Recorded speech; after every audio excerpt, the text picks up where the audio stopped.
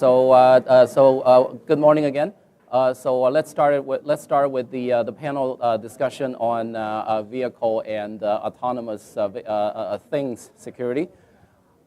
So the overall theme, or the kind of the starting kind of opening story or vision or observation is that cybersecurity is no longer about cyber, or not just about cyber. It's really about the security of a cyberized physical world or physical systems.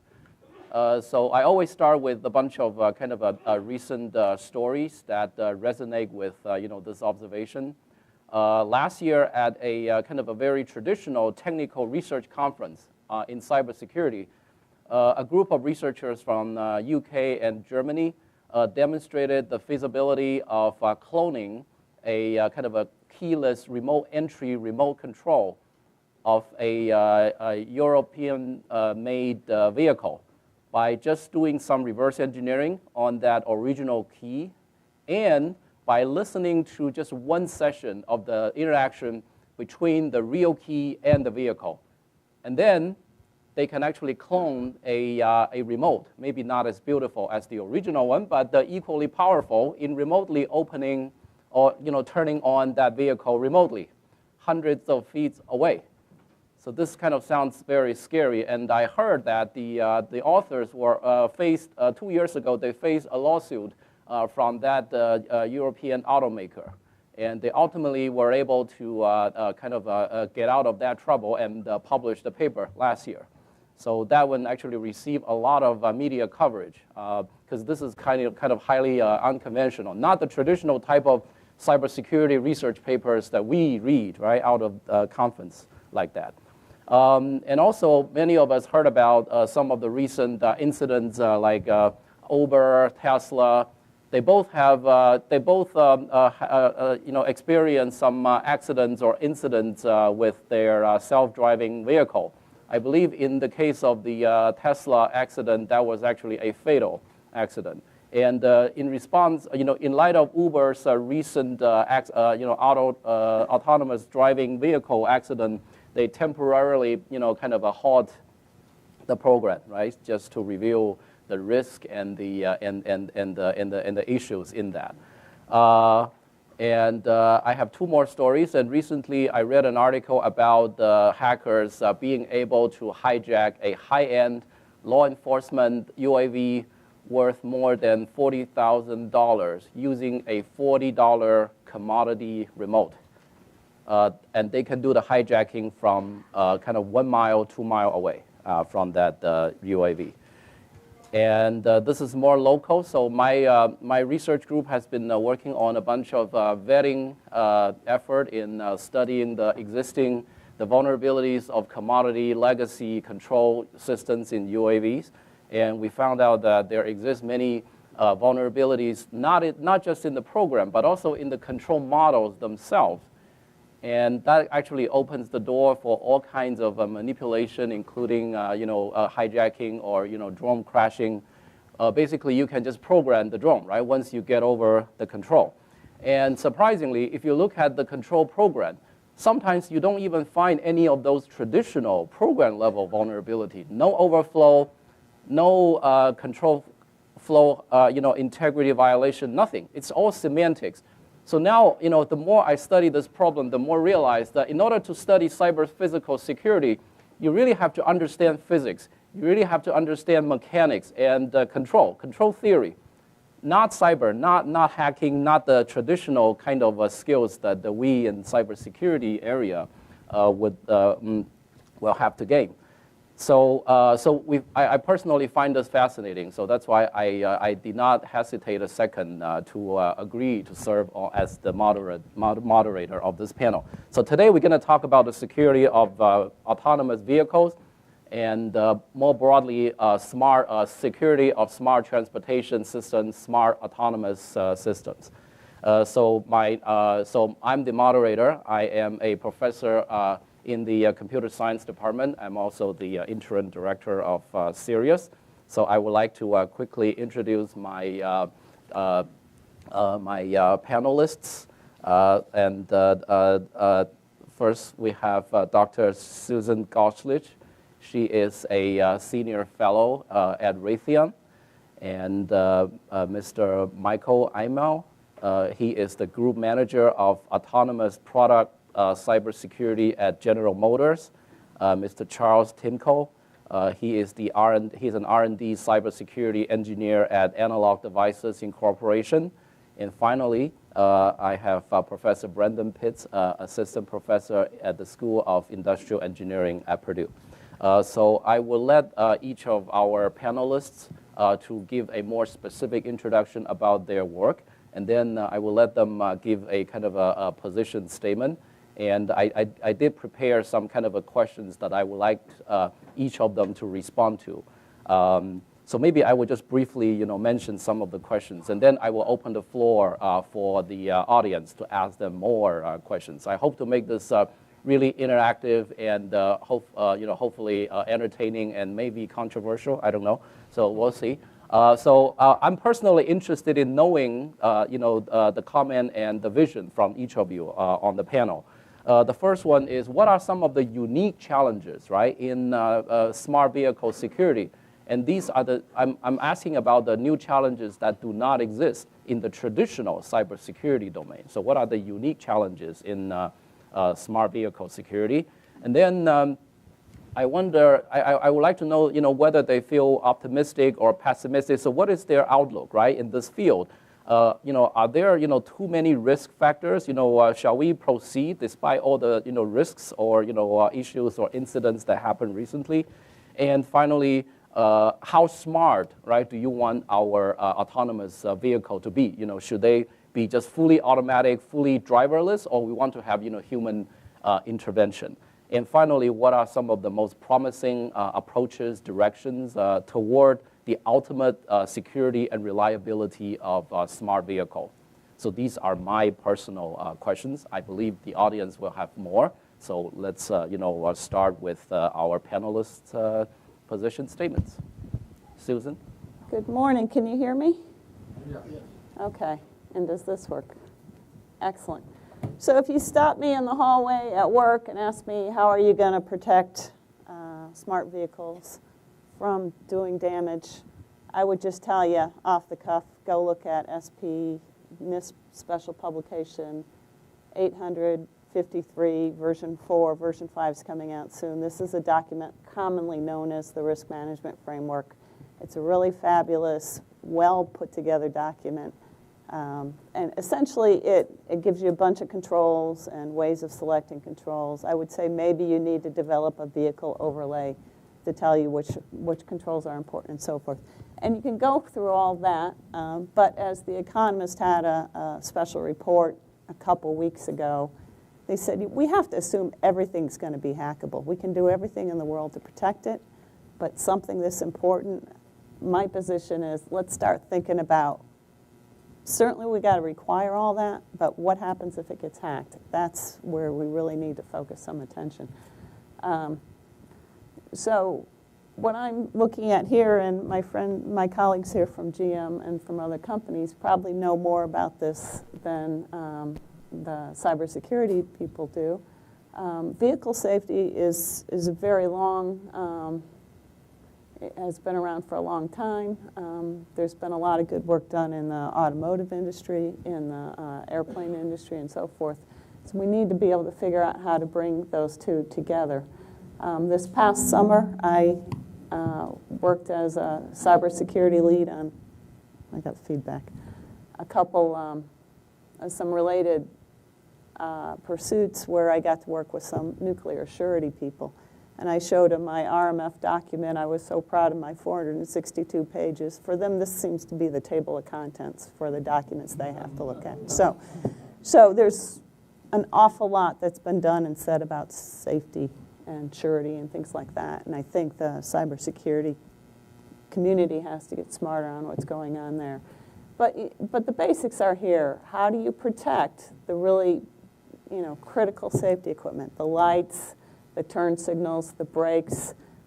We all know about the famous Toyota unintended acceleration control, which turns out to be a problem with their fly-by-wire system. the kill switch, things like this. You don't want, kill switch sounds good, but you certainly don't want the car killing when it's in the middle of fast-moving traffic, for instance. So we're going to have to figure out how to particularly protect those systems. We need to come up with extensive monitoring, along the lines of a collision may occur. How can you avoid, even if something manages to take over the car, or are there collision avoidance systems that could maybe counteract some of that? Look at post-crash survivability, which the car companies and the airplane companies. My brother on the commercial side of Boeing, who's also worked for GM, has told me that he thought, all the survivability at GM was crazy, and then he got into the airplane world, and when you look at all the standards on fire retardants and so forth on airplanes, there's a lot of good work that has been done, and we just need to look at making sure that works right. We've had various people talk about supply chain security. This is if you have an automated car, we probably going to have to have some regulation that says you have to go get authorized parts, authorized service, authorized inspections to make sure that your car isn't being hacked and so forth. Now, what that doesn't say is if I leave my car parked in a parking garage and someone comes in and, we've seen the movies where they put bombs under the car, right? So what's to stop someone from modifying the car when it's parked somewhere? We're probably going to have to, and I think maybe I got onto this in my next line, we're going to have to find ways to monitor our vehicles, even manually driven vehicles. Start using our, anyone who knows anything about persistent surveillance in the audience probably knows there really are surveillance cameras everywhere. So do we need to start looking at those surveillance cameras and start finding ways to detect malicious behavior happening to some of these automatic cars, or manual cars, manually driven cars? I believe that as we move from person-driven cars to automated-driven cars, the number of accidents that occur and the number of overall deaths is probably going to go down substantially.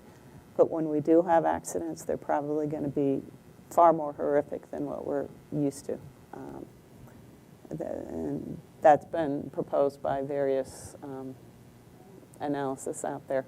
So we're going to have to start looking at new ways of protecting ourselves, new ways of protecting these vehicles. We're going to have to change public safety, and we're not going to be able to take public safety budgets and triple them or quintuple them to take account for these autonomous vehicles. We're going to have to find savings where we're currently spending money and find new ways to spend money to do this increased surveillance and so forth. And as we look at how things change, I think the really hard part is going to be the transition. There's going to be the current stage right now where we have public safety that's really 100% aimed at manually driven cars. In the future, we're going to have probably 100% autonomous driven cars, and then there's going to be this transition period where we're going to have both manually driven cars and autonomous driven cars on the road. But if you think about a lot of what we do for public safety, as you're driving through Lafayette, you're running into all these traffic cones because we need to keep people out of these lanes. It could be once we have autonomous vehicles, they just get sent restrictions to their computers, and the computers won't let them drive in. So we may be able to save a lot of money on placement of traffic cones, collection of traffic cones, detours, and so forth by just pushing it out to the cars. And maybe we can take some of this money that we're saving on routine stuff we do today and figure out how to better use it to protect the supply chain and to protect malicious behavior in the future. And of course, the real challenge is what are we going to do in the transition between automated cars and manual cars and automated cars. Well, with that, All right, thanks, Susan. Well, the one thing I'll say about the traffic cones, I'm always going to have my 72 Impala and I'm always going to expect those traffic cones to be out there. So, and I honestly, I think that's GM stance as well. We're not expecting any kind of changes in any kind of infrastructure or anything like that. But I'll do my little soapbox. I think I'll answer some of the questions that were raised. Little brief, quick excerpt about me. I did graduate at Purdue. I actually went to school to be in electrical engineering. I was expecting to come out of school working on like high voltage power line systems. I was an electrician in my former life, and I thought, let's take it to the next level and become an engineer. It might make more money, and turns out it wasn't. But at any rate,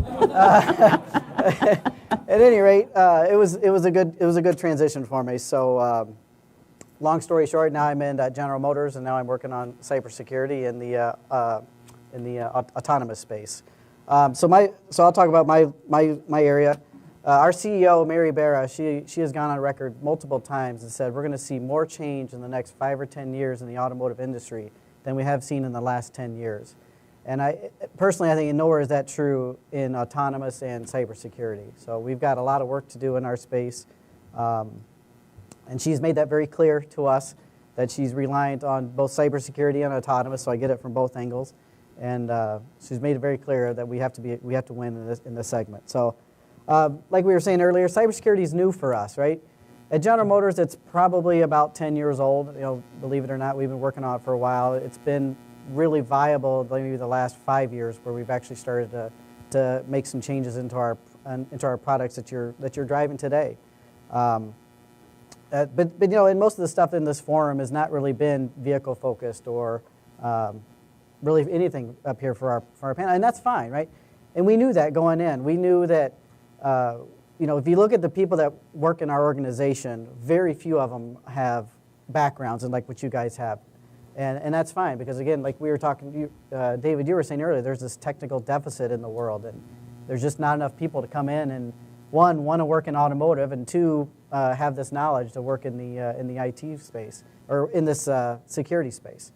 So we've made do with what we have. We've leaned on all the things that you guys have designed and worked on. We've taken it, we've adapted it, we've modified it, we've scaled it down in many cases, because a lot of the times our computers that are in our car that run our cars are no bigger than these microphones right here, and they're low power, they're low processor, they don't have a lot of memory, and you try to get a product engineer to put more memory in a controller, it's like, you know, it's like you're asking to pull his teeth or something. No, it's ridiculous. So we do have that challenge, and we also have the challenge that you know, our supply chain is you know, they've been out there for 20, 50 years or whatever, right? And they don't know about security. They've never just like, what's security? What? I did safety. Isn't that enough?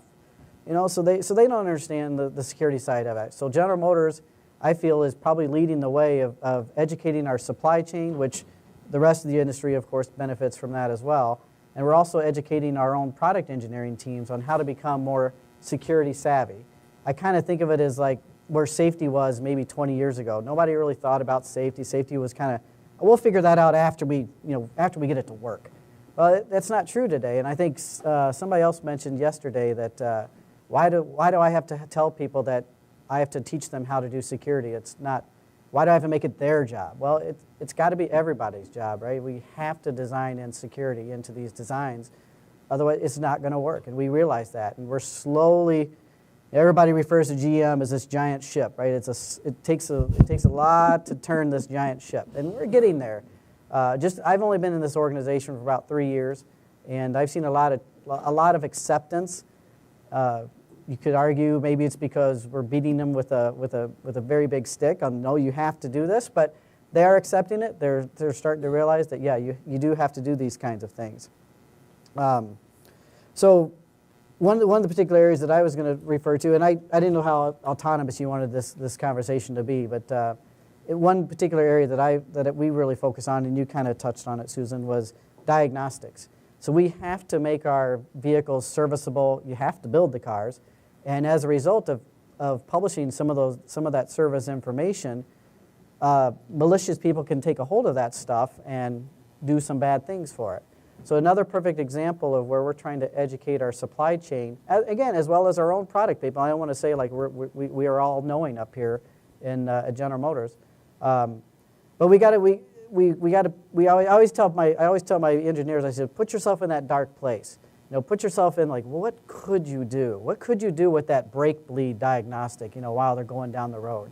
So you get your supply chain, you get your manufacturing representatives, you get your service representatives, and you put them all in a room and say, okay, look, here's what will happen. Or you ask them, you say, well, what if? What if I execute that diagnostic at 50 miles an hour going down the road?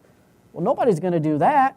Well, guess what? We have connected cars now, folks. And I guess so our audience participation. Who can tell me the first year that we had a connected vehicle at General Motors? Raise your hands. Come on, throw out a name.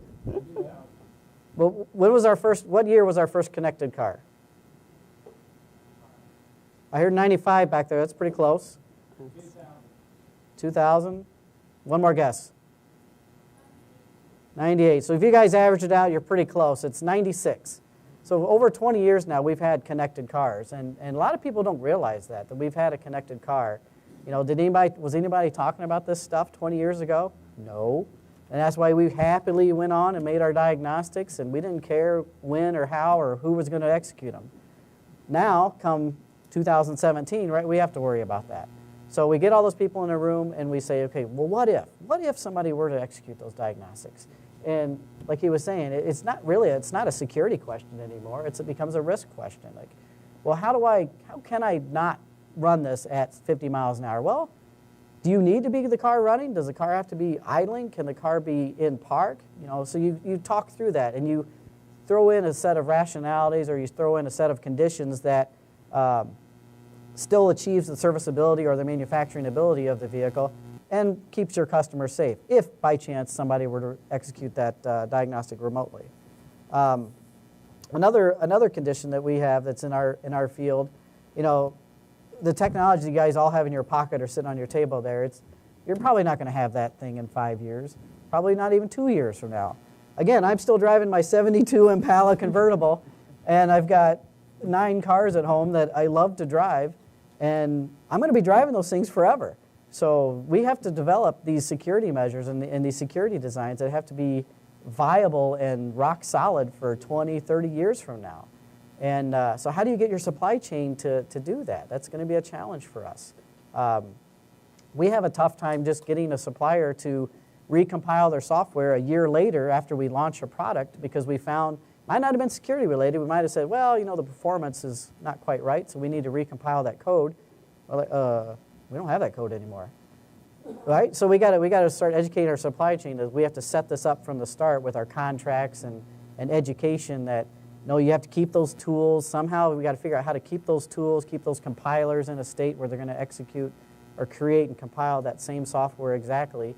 And then we're going to run into challenges with, again, with our tiny micros and memory size that we have. At some point, you're just going to reach a limit that you can't cram more stuff into that controller to fix those patches. So OTA, everybody says, yeah, OTAs, just flash it. Just put new software in it. Software's free. It's not that easy, right? So we gotta work with our supply chain to make that kind of stuff happen. A quick example on trying to foresee into the future of how strong stuff is going to be. Back in probably early 90s, mid 90s, somewhere around there, the emissions regulators said, you know what, OEMs, you need to figure out a way to stop people from manipulating your controllers, because people were doing it in the field. You could call it hacking. I mean, nobody called it that at the time, but they were, ethical hackers at the time, and they were just tweaking their proms to get a couple miles per gallon extra, or maybe 10 extra horsepower. Maybe they bumped up the top speed on their car a little bit. But in a sense, they were hacking it, and the government saw this, or the emissions agencies saw this, and they said, you guys got to stop that. It's your problem now, because you certified it to be with these conditions, and now they're operating the car in these conditions, and now you're no longer meeting, or you may not be meeting your emission standards anymore.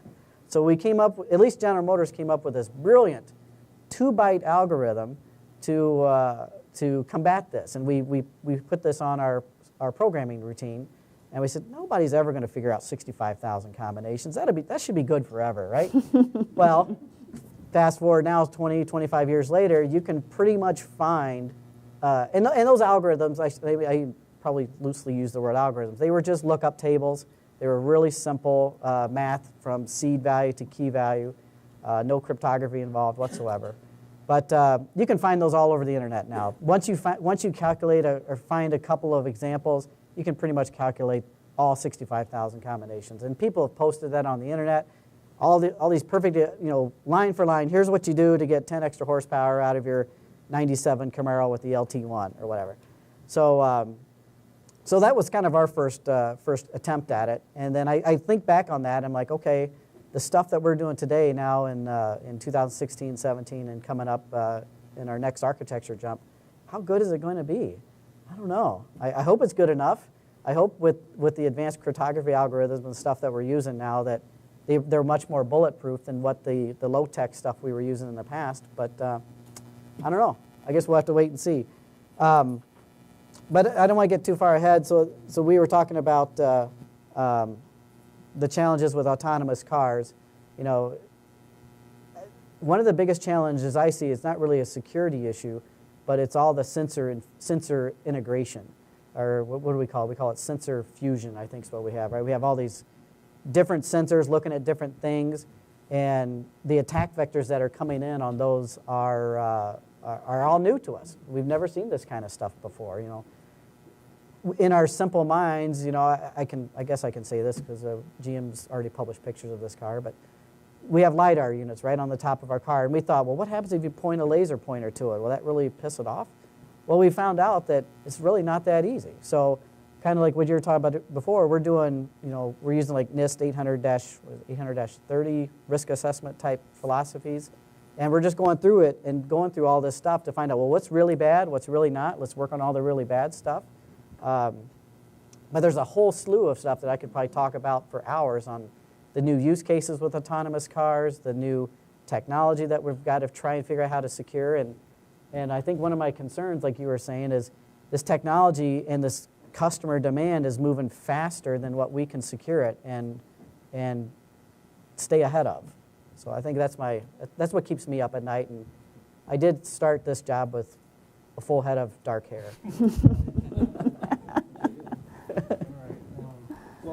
Well, I'm just starting this job, but hopefully I'll still have my full head of black hair in just a few more years. You won't. All right.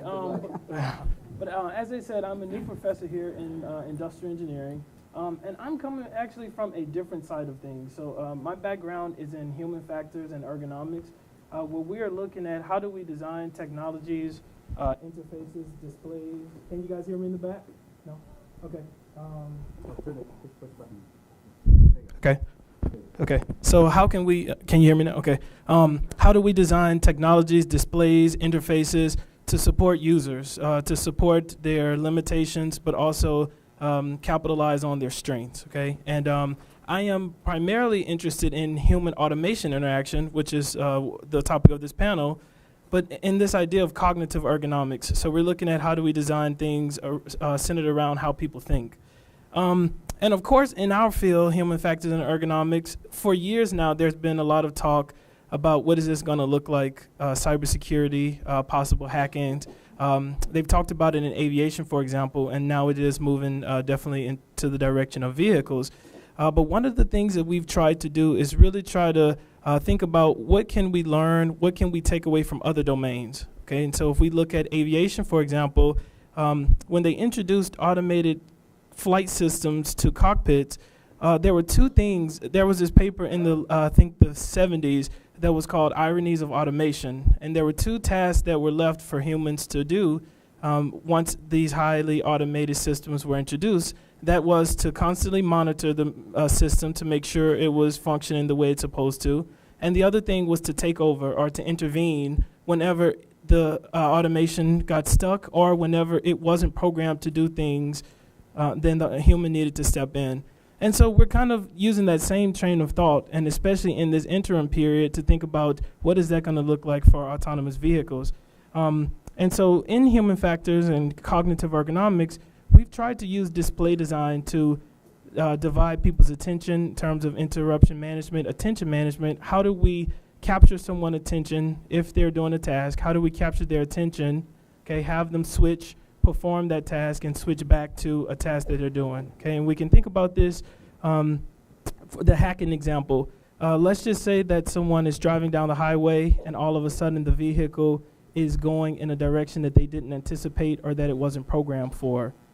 So as human factors researchers, one of our responsibilities is to figure out how do we, number one, detect that a threat has happened, that a threat has occurred, alert the person about what has happened, and then, if possible, give them some kind of decision tool to help them overcome it. Okay, and when I thought about this last night, one of the things I was thinking about is the Chase Bank example. So I have Chase, and there have been 2 separate times where there was some fraudulent activity on my account, and I immediately got an alert saying, "Is this you? If it is, click yes. If not, then click no." And then the account was completely frozen. Okay, and then a new card had to be ordered, so on and so forth.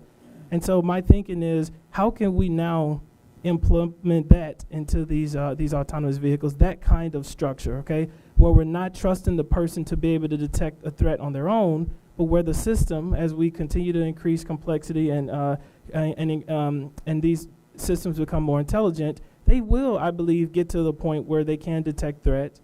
And then our question again, as human factors specialists, is to how do we alert the person, give them some kind of decision support to where they can kind of recoup from that. Some other things I'm interested in more broadly are aging and technology. So a lot of the research that I'm pursuing has to do with, as we get older, again, how do we design for older adult limitations, but also make use of the strengths that they have. A lot of the times I think we don't really think about that. But one of the questions that has come up, for example, people talk about how older adults don't want to use technologies. They don't want to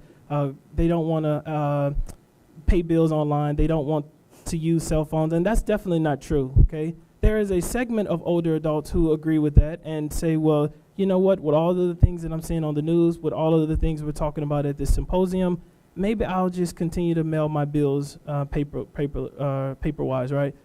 So that is some concern. How do we build up trust in automation? How do we build up trust in technology with them, for example? That's a research area people are looking at. And then I just want to go back to this idea about not relying on people to be able to necessarily self-detect threats, okay? As computer scientists, as industrial engineers, we really need to be able to do the best that we can to detect threats and inform the person.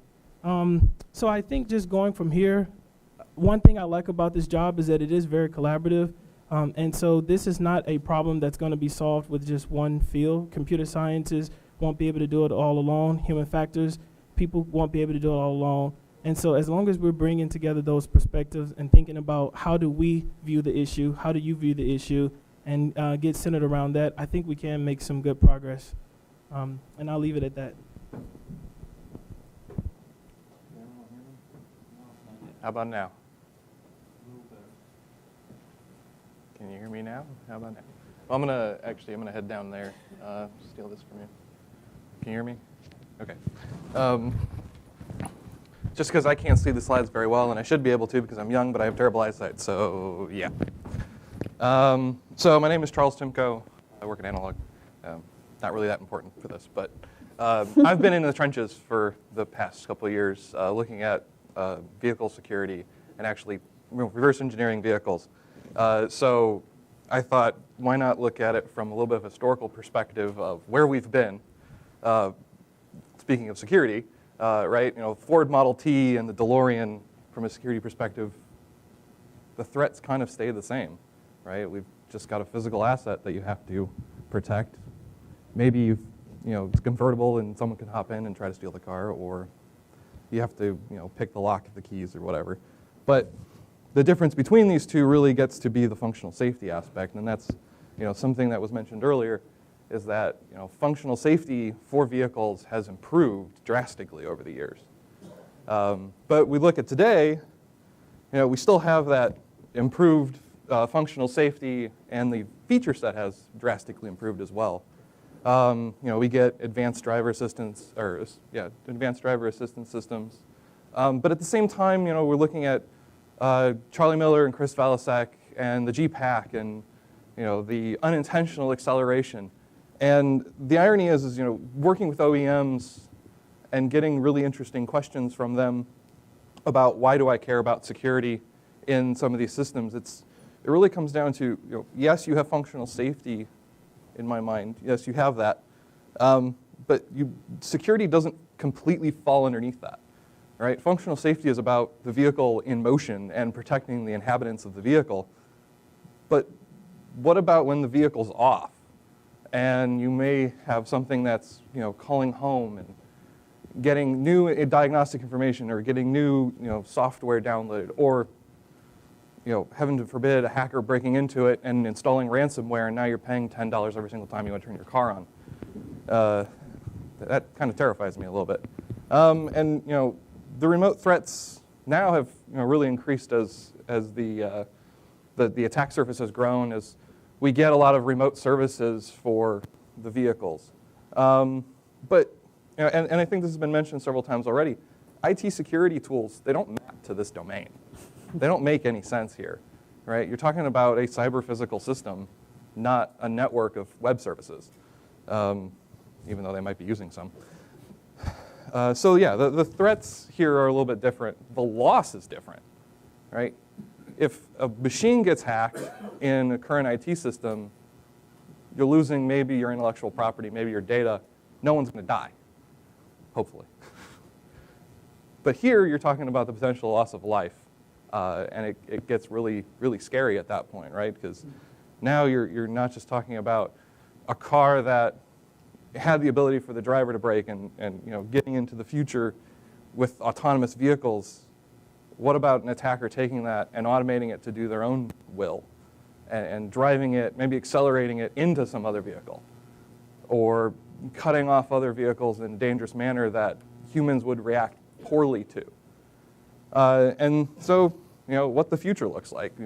SAE's got their automation levels, and we're getting close, if not already getting there with Tesla and level 5 fully autonomous vehicles, when human interaction is only necessary for turning the car on, setting your destination, and letting it go. It seems really convenient, but people don't pay attention, and then you happen to get into automotive accidents that killed you. Referring specifically, if you're not aware, the person that was killed in the Tesla accident was watching a video, not paying attention to the road. And then you get, mobile apps are becoming more standard with vehicles of, turning your car on, unlocking it, locating it, that sort of thing. And I can imagine, at least, that when we start getting fully autonomous vehicles, you're going to be using your app like an Uber app, and you're going to be calling it to your location. What's to say that a hacker doesn't use that kind of a feature set to call it over the border and steal it, right? So the future kind of gets a little bit scary and concerning there. And then we've got vehicle to everything. Yes, it's been under development for the past several years, but it's based off of the stimuli from the infrastructure or other vehicles to make decisions. Granted, that's not the only thing it uses to make decisions, thankfully, but if it began to use pieces and rely heavily on infrastructure to give it information about the traffic, an attacker could use that to reroute people through maybe a dangerous neighborhood, or lie about, well, those vehicles that are there really aren't there.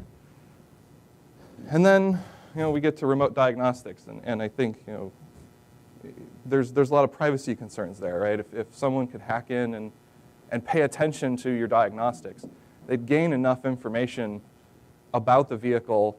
As long as they know where you started from, they could build your entire path of travel. Right, you have all of the inputs that the user gave to the vehicle even now, or if it's fully autonomous, you'd just be able to get where the target destination is and maybe even the GPS coordinates. But how do we get to the future? And I just, some additional thoughts to add to it of, automotive design. We sit here thinking about security for it. Automotive design is about 5 years out.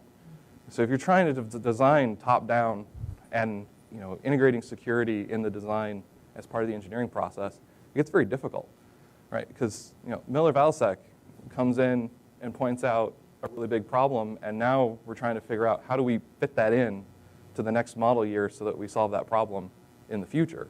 And now we're trying to wedge things in, but for all other vehicles, it's not going to really appear in the design for another 5 years. And then you can't, oh yeah, I already said that. So, and then to Diagnostics' point, in the US, we have to remember right to repair laws, which really makes things even more complicated because that requires diagnostics to be open and allow anybody to do maintenance on their own vehicle. So, if we start adding security in and start resolving a lot of the really wide open vulnerabilities of being able to just replace firmware out on ECUs or not have signed code or something like that, how do you do it in such a way that the home user can modify their vehicle, but only their vehicle and nobody else's vehicle? And then is there a way to define that the software on the ECU is part of the ECU and can't be replaced, and thus part of the right to repair law then becomes, well, you can replace that ECU, but not the software that's on it. So a little more thought there. And will NHTSA ever add security to the 5-star rating? There's been discussion on that, and at the same time, security assessment is kind of subjective. How do you make it objective, and how do you make it objective in such a way that it maps to all vehicle platforms in existence, right? Because you've got semis, which are different than Corvettes, which are going to be different than an Impala from 72. And I also think the business model is going to be challenged here. I know we're not necessarily talking about business, but I think the business model is going to be challenged a little bit because you can't sell cars that we do normally, right? Now we have to start packaging security in and security updates for the life of the vehicle. And when you think about the average life of a vehicle is about 11 years right now, it becomes a really hard problem to solve of, well, what's security going to look like in 11 years? Where do we solve the post-quantum crypto problem in the future? And as was said earlier, I think it was Michael that mentioned it, the fact that the microcontrollers on the vehicles in the ECUs are already maxed out. Now do we have to start planning in for having the ability to expand those? They only have maybe 50% utilization before we get there. And Microsoft and Apple, yes, this is IT, but they've changed the way that you view software. You don't own it anymore, you borrow it. And they will continue to provide you security licenses, you pay a subscription fee. And it's kind of just a thought there. I'm optimistic that we can solve these problems and ultimately get to a secure vehicle platform. But I think it's something that's going to take a lot of time and a lot of effort, and needless to say, a lot of money. And who gets to pay for this piece? Is it the OEMs taking the cut, or taking the hit, which I doubt, or is it going to be the end consumer that needs to really be educated on understanding that I need to pay for this because these feature sets allow for hackers to do things they weren't able to do in the past? Thanks. Thank you all. And I seem to have sensed various levels of optimism based on your position statement. So with the remaining time of the panel, I would like to open the floor so that so that the audience can ask questions. And so at this time, I would like to get the questions from.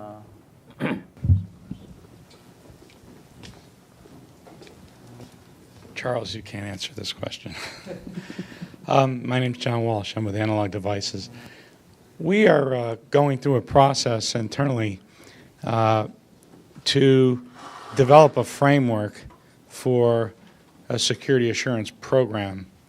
And we serve multiple sectors. And one of the concerns we have as we're looking at automotive and other connected vehicles is, especially for some of these safety critical functions, what is the thought process around I may detect that we have an anomaly or we have a threat present. For example, we get a brake command and the brake command goes to the brakes.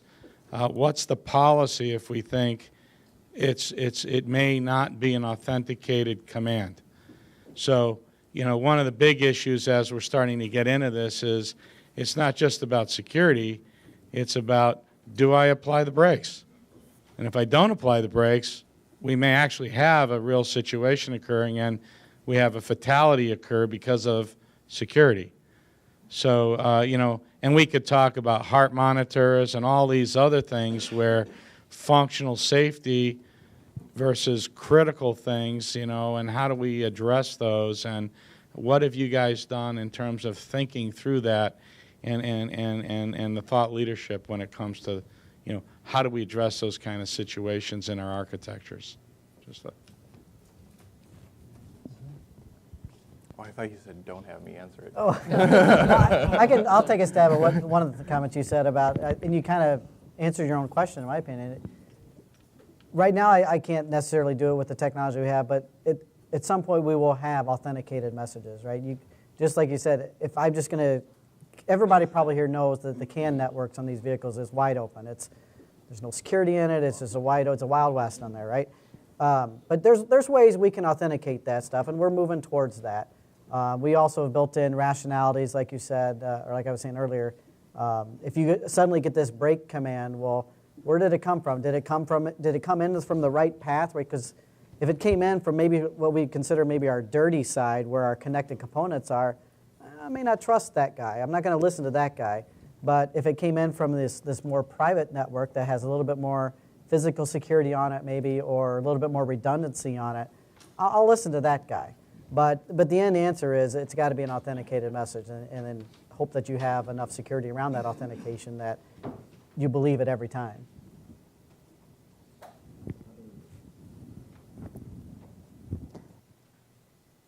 Am I on? Okay. So I agree. I think that in the DoD space, there's a lot of thought on this about unintended and attended. Whenever someone takes no unintended action ever happens, and when there is an intended action, it happens as well. So it's both the negative and positive side. There's been a lot of thought around this, but ultimately it boils down to layers of security. You protect things, at every layer, everything gets protected all along the development cycle into operation and maintenance and so forth. And when you build all this security, then ultimately your software has to do what makes the most sense, assuming it's got a valid authenticated command, not a invalid authenticated command, if I'm making sense. Yeah. Throwing too many adjectives at it, but I think so. There was a statement earlier that with fully autonomous vehicles, someone expected that the frequency of accidents would decrease, but of the accidents that remain, the severity would increase. I was wondering what's the intuition behind that expectation, and do all the panelists agree? I know you said that. I I don't agree with it. So I read The Economist, and they've done a lot of analysis on this, and I think that's what their conclusion has been, is that and I don't have their sources in front of me, but you can probably Google them. The human error is going to go way down, one would think, if autonomy's over. It's more of an unknown when you have autonomous crashes, what's really going to occur. Yeah, the reason I would kind of disagree is, at least from an autonomous vehicle's perspective, we're not going to put a car on the road that we don't feel safe to go 65 miles an hour. So now, can I stop some crazy guy that wants an insurance claim to slam into my car? No. And I feel bad about the Uber story, right? Because could the Uber car have gotten out of the way of that? I don't know. But, it's unfortunate that kind of stuff hits the news, and now it looks bad from the autonomous perspective. But I just know that we've got a very structured set of requirements that we have to get to, and we're slowly ramping that up. And if we don't feel comfortable, if we don't feel that car is safer than a human on the road, we're not going to put it on the road. And I know that our mantra is going to be, it's going to have to be safer than any other driver on the road. So I don't think it'll be more horrific. I think we'll see less accidents. But of the few that happen, I don't think there'll be any statistically difference, because I hope in my mind that it's going to be not the autonomous car's fault. It's going to be something else hitting it, something else out of the blue that it couldn't avoid. But yeah, I don't think they'll be more horrific. Okay, thank you.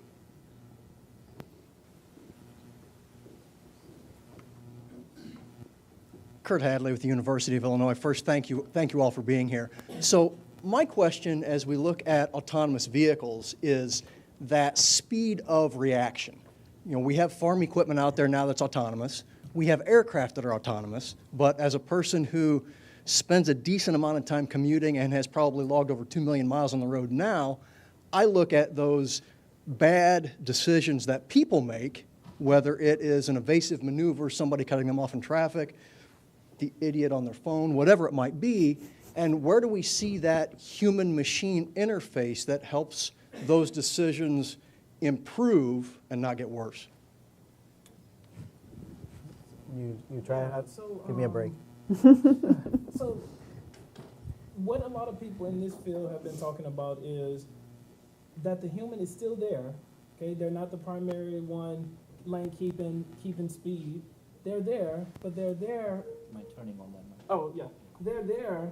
But they're there in the backup case, and I know a lot of people probably hate to hear me say that, but it's true. And we're saying in this interim period, I'm not talking about 20 years out when we've got this thing under control, and it's possible that the human may not be there. That's what that's what people are looking to. But we're saying from now and for the next 20 years, we're feeling that it's critical to leave the human there in terms of being able to monitor and take over. And just the mere fact of having them sitting there monitoring is and having the vehicle kind of do on its own will reduce accidents like we're talking about.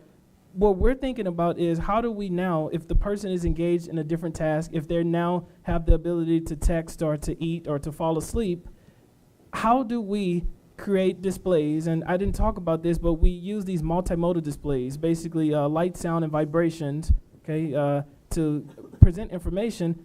How can we support situation awareness? So basically being able to alert people at different times about what the vehicle is doing to give them enough time to take over. So there have been a lot of studies that have looked at how long does it take someone to take over control of a vehicle, and a lot of people are saying that the time is so large in terms of milliseconds that we can't get it down short enough for a person to be able to reliably take over. And so what we're saying is, as ergonomists, well then how can we keep the person engaged? How can we provide them with the right situation awareness about what the vehicle is doing and alert them previously, okay, not right when some mode fails or when the automation fails, but how do we give them that in enough time to be able to handle it? I don't know if that answers the question. You're moving that direction. All right. Well, let me try, I guess, because your question was about fully autonomous vehicles, and I'd say my CEO would disagree that we're going to have autonomous cars on the road, driverless, well before that. Okay. But to answer your question, the reaction time. So they're telling us, again, I don't design the car. I'm just hoping I'm securing the car well enough. But they're telling us that they think that our reaction time of actually doing something like send a steering command, send a brake command, might be slightly less than what a human could probably do it in. Where we're going to make up that time, however, is we're going to have a full view of everything around us, right? So you don't have eyes in the back of your head. I'm probably with you. I drive a lot, but I know I can't see what's coming up behind me. But an autonomous car will, and it'll be able to be ready and react accordingly to that. So that's where we keep thinking that we're going to get a better overall reaction time. One of the questions that I was asked a while back was, am I going to be stuck behind one of these cars waiting for it to decide if it needs to turn left or right? I'll be honking at it? No, I don't think so, right? Unless it's one of these orange barrels or whatever, if a tree fell in front of it and it doesn't know what to do. But from a reaction perspective, I think we'll be better than a human. And again, we'll have a much better input and process all that input much quicker and better than what I think a human could do from so many different sources: vision, radar, LiDAR, all that stuff, and vehicle infrastructure, whatever it may be. Hi, I'm from ADI as well. I have a question about the infrastructure. Do we have autonomous self-driving lanes or self-parking garages. The problem with like mixing autonomous cars with human-driven cars is that can make a lot of errors, and that could possibly cause a lot more accidents as well when you put autonomous driving cars with self-driving cars. And I presume that there must be a switch for someone to be able to switch between letting the car drive autonomously and taking things over. So you could make that switch anytime, I presume. So do we have the infrastructure to support that? I mean, you see a lot of sci-fi movies, cars driving vertically as well. Where are we in that? I mean, do we have a plan to get there?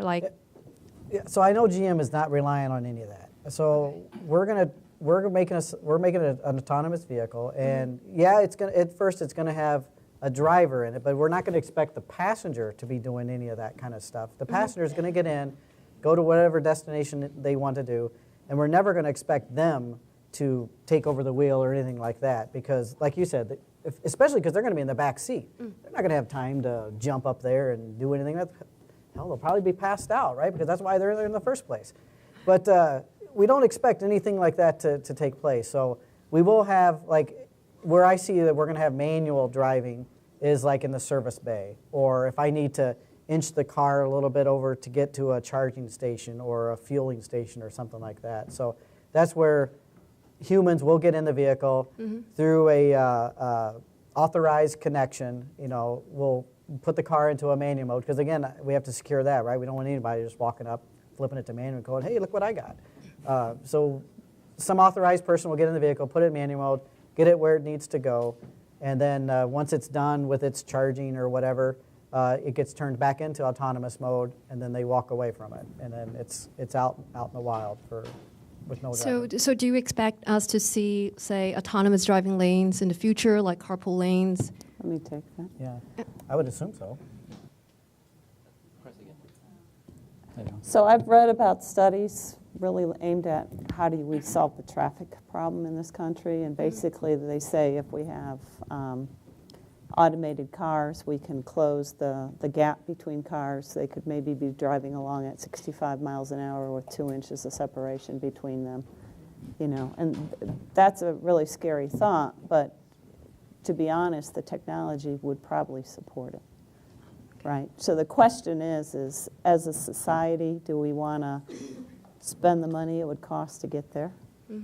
And as a society, the question we're not even asking right now is the legislation. And it all gets to, if you're going to have an autonomous car, are you going to be required to go through special inspections? I mean, it seems that would be a natural thing to do, but will the legislation keep up with the technology or enable the technology to do everything the technology can do, and to solve our traffic problems, to solve our safety problems, our security problems, and so forth. I would just say, talking about kind of making the analogy to the HOV lanes, there's nothing special about those other than a few added reflectors on the ground. I don't think, if there was to be a special autonomous lane, if they put some kind of infrastructure, like a vehicle-to-infrastructure, vehicle-to-vehicle in it, that's fine, we'll probably utilize it, but GM is not expecting anything like that to happen. If we get our own lane, great, we'll take it. And, take advantage. Take advantage of it, right. Yeah, because I used to live in California, and we used to drive a lot between LA and the Bay Area, and there have been talks about building a bullet train for years and years and years. I mean, it would be nice to have an autonomous driving lane where we have you those, could it's called a Corvette. All right. Thanks. So yeah, I really enjoyed the discussion. I definitely learned a lot myself. I was actually thinking of asking about your opinion on third-party reverse engineering and hacking or vetting of a commodity autonomous vehicle system, but we run out of time. So I will like to continue our discussion offline. And so this also wraps up the panel discussion on secure autonomous vehicle. I hope you enjoy it, and thank you very much. And let's thank our panelists.